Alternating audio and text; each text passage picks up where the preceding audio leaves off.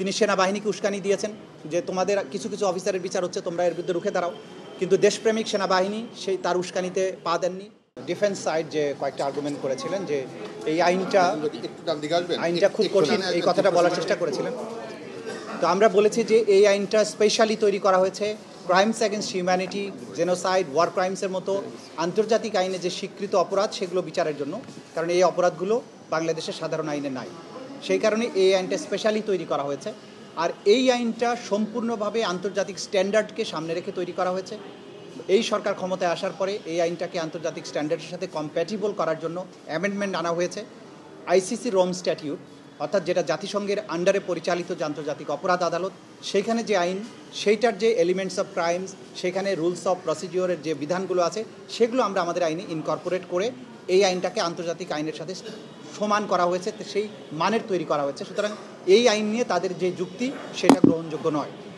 দ্বিতীয়ত আমরা বলার চেষ্টা করেছি যে কোয়ালিটি অফ এভিডেন্স আমরা এখানে যেটা প্রডিউস করেছি, যে এভিডেন্স এখানে আমরা উপস্থাপন করেছি এটা হিমালয়ের মতো দৃঢ়, ক্রিস্টালের মতো স্বচ্ছ।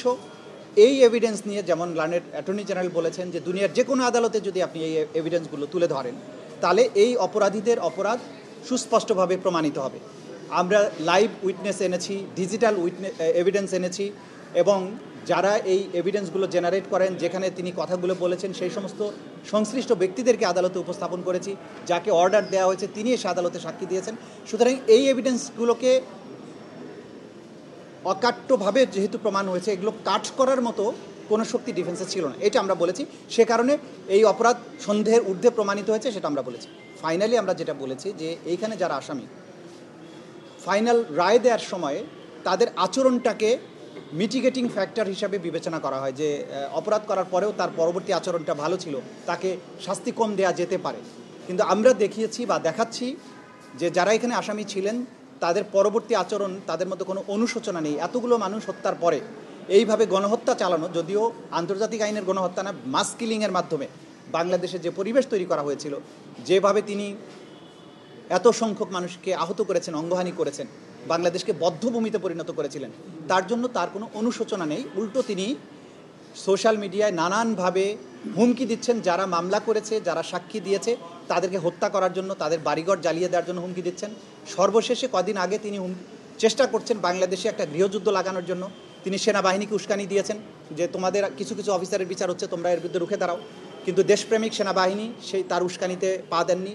বাংলাদেশের দেশপ্রেমিক মানুষ এই উস্কানি বুঝতে পেরেছেন, তারা উস্কানিতে পা দেননি।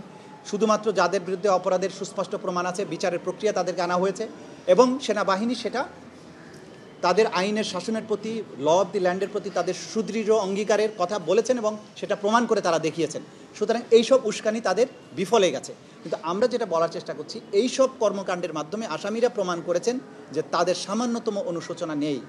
তো অনুশোচনাহীন এরকম হত্যাকারীদের ব্যাপারে আদালতের দৃষ্টিভঙ্গি স্বচ্ছ থাকা উচিত, যে এরা কোনো রকমের অনুকম্পা পাবার যোগ্য নয়। এটা আমাদের সর্বশেষ সাবমিশন ছিল। এবং আমি বলেছি এই অপরাধের বিচার হচ্ছে এজন্য যে নেভার অ্যাগেইন বাংলাদেশে কখনো আর এরকম দিন যেন ফিরে না আসে, এইভাবে শিশুদেরকে রাজপথে জীবন দিতে না হয়, এইভাবে ভয় এবং আতঙ্কের দিন বাংলাদেশে কখনো ফিরে না আসে। আদালত আগামী 13ই নভেম্বর তারিখ নির্ধারণ করেছেন। ওই দিন তিনি ঘোষণা করবেন কবে রায়টা প্রোনাউন্স করবেন। 13 তারিখে তিনি একটা সংক্ষিপ্ত তারিখ দিয়ে সেই দিন তিনি রায়টা ঘোষণা করবেন। 13 তারিখে for declaration of a pronouncement of the date of judgement, এই জন্য ফিক্স করা হয়েছে। Thank you.